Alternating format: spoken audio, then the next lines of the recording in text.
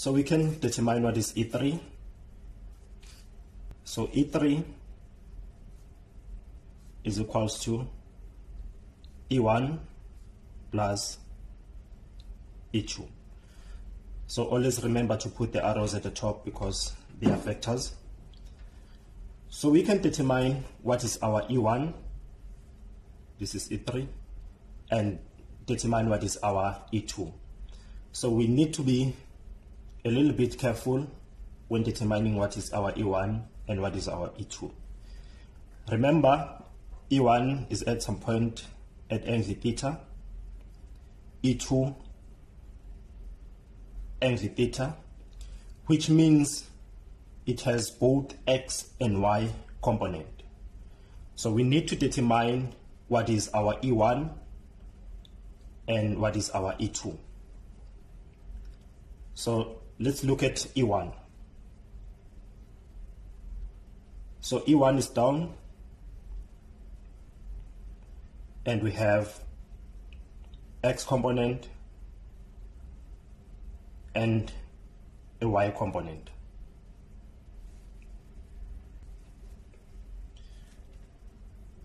We have theta, so we can define this as E1 in an x direction and E1 in an y direction. We can do the same with E2.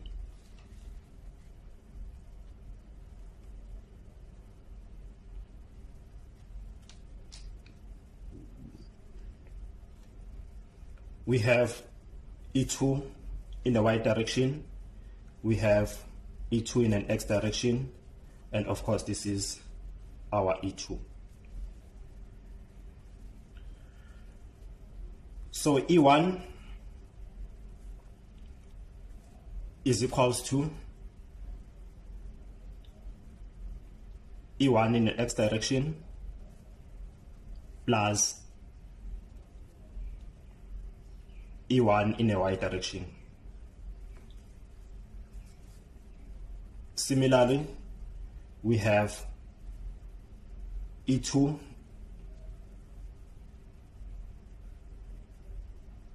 in the x direction plus E2 in a y direction.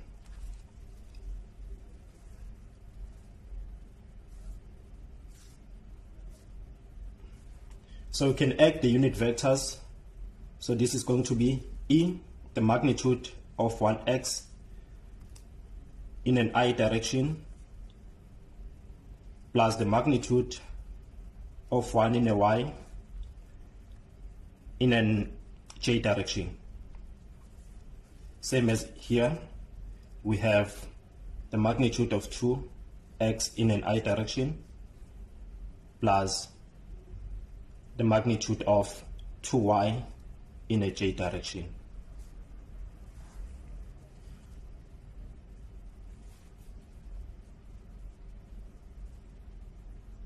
So we can substitute using the components of x and y and determine what is our EX.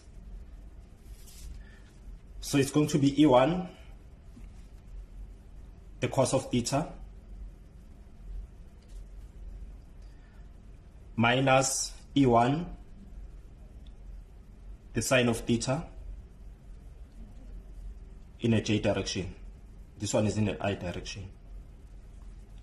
It's negative because E1 is pointing downward. So we can also do E2. It's going to be E2 cos of theta in an I direction plus E2 sin theta in a j direction. Therefore, we have both E1 and E2, so we can add the two. So E3 is going to be E1 plus E2. So we can substitute E1 as E1 cos theta in an I direction minus E sine theta in a J direction plus E2 cos theta in an A direction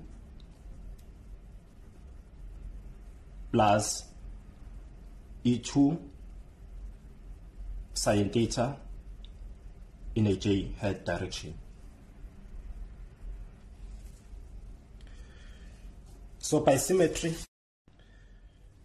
so if you look at this, by symmetry, E1 and E2 must have the same strength. So we can let E1 equals to E2. Therefore, E3 is going to be E1, the cos of theta in an I head direction, minus E1, the sine of theta in a J direction, plus, since we let E1 equals to E2, we can say this is E1 cos theta in an I head direction plus E1 sin theta in a J direction. E1 sin theta and E1 sin theta, they are equal but in an opposite direction, therefore they will cancel each other. So we'll be left with E1 cos theta in an I direction plus E1 cos theta in an I direction. Therefore, we have 2 E1 cos of theta in an I direction. So what about the magnitude of E1? We can define the magnitude of E1 as KQ over R squared. We know what K is, we know what Q is, we need to determine what is R squared. So we can redraw the diagram.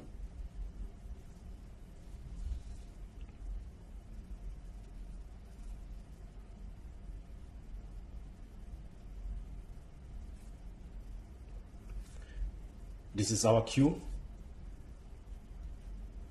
We can make it 90.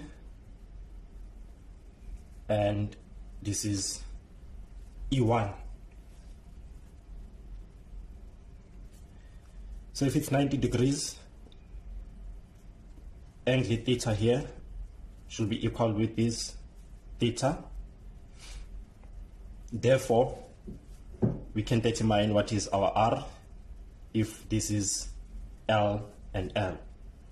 So therefore, our R squared is going to be L squared plus L squared, which is equals to 2L squared.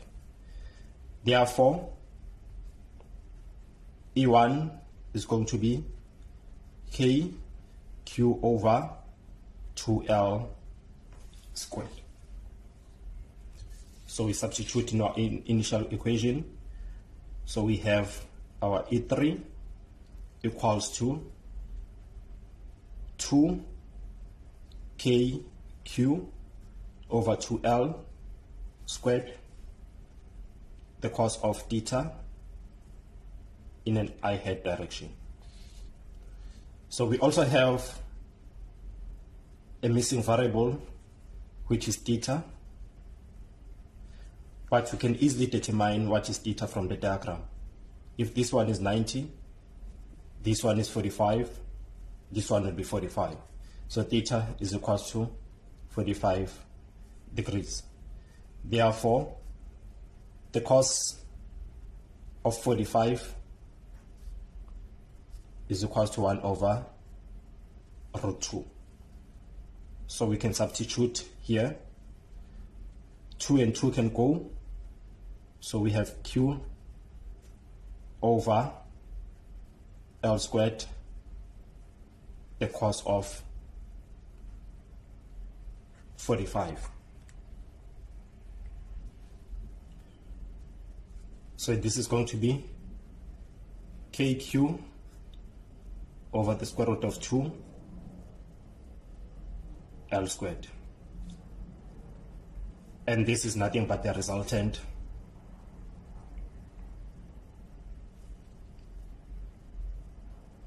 electric field that is due to these two charges.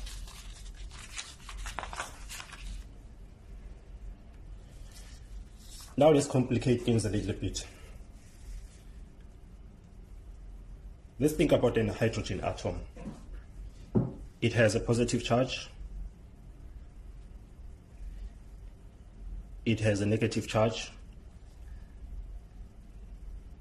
that is going or moving in cycle or rotating.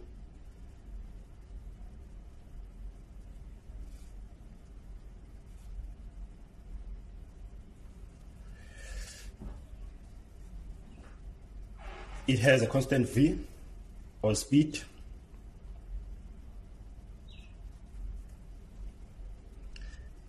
A distance r, and of course a force. So let's assume that this is a uniform circular motion.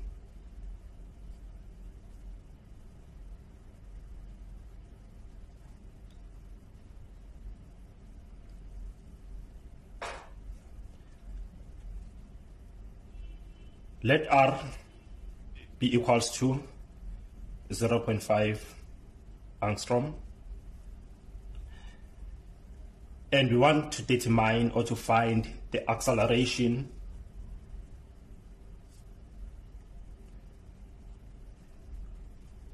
of a negative charge or of an electron.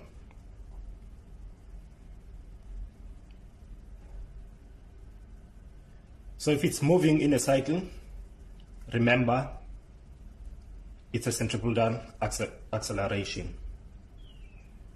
So according to the Newton law, we have F equals to ma, but in this case it's going to be A with C. So we can determine what is an acceleration if we know the force and the mass. Of course, we know force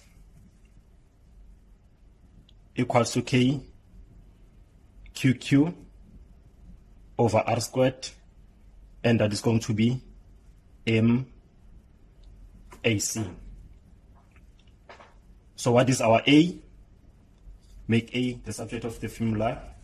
Is going to be KQQ over R squared.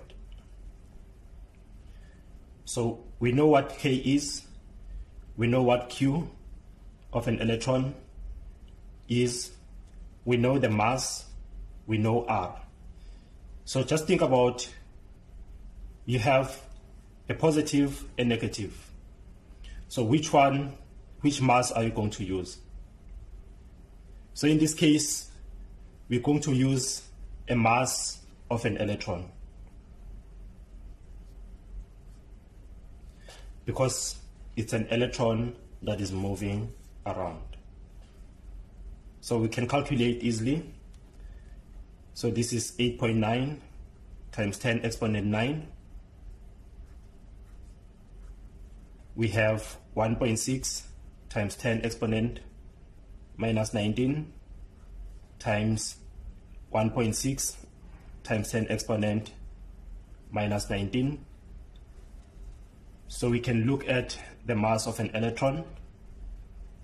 So the mass of an electron is 9.1 times 10 exponent minus 31 multiplied by a distance. So our r is given in ASROM, so we need to convert it to meters, and that is going to be 10 to minus 10 meters. Therefore, this is 10 into minus 10 meters, and we square. So we can punch in the calculator.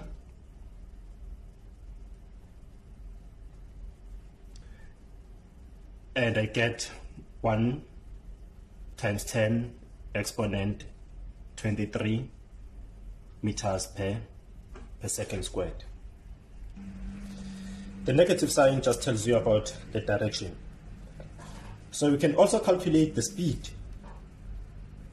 of the moving electron. So the sum of all the forces is going to be mv squared over r, which is also equals to MAC. So we can solve here, this and this will cancel, so we can solve for V.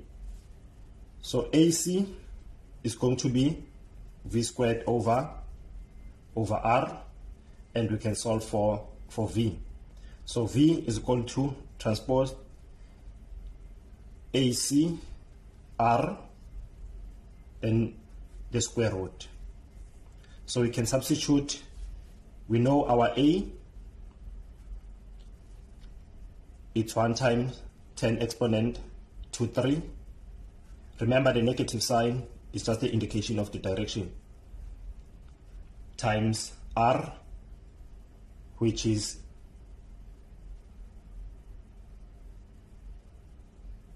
10 to the minus 10. And if you punch in the calculator, it will give you 2.2 times 10 exponent 6 meters per second.